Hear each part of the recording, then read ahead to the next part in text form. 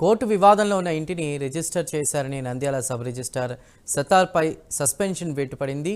తమ ఇంటిపై court stay order లేదని ఇంటి యజమాని కరీముల్లా తెలిపారు. తన అన్న దౌలా తప్పుడు ఫిర్యాదు చేశారని, దీనిపై విచారణ చేయకుండా సబ్ రిజిస్ట్రార్పై చర్యలు తీసుకున్నారని అన్నారు. తప్పుడు ఫిర్యాదు చేసినందుకు చర్యలు తీసుకోవాలని కరీముల్లా డిమాండ్ చేశారు.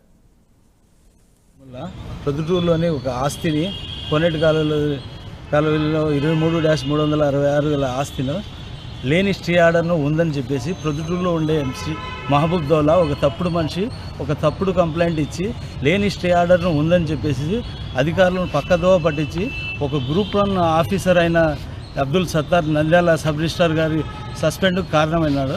అసలు దాంట్లో ఎలాంటి సస్పెన్షన్ ఆర్డర్, ఇది స్టే ఆర్డరే లేదు. దాంట్లో మేము పోయి ఇదే విషయాన్ని ఉన్నతాధికారులకు పోయి మొత్తం విన్నవించాము. మొత్తం వివరించి చెప్పారు.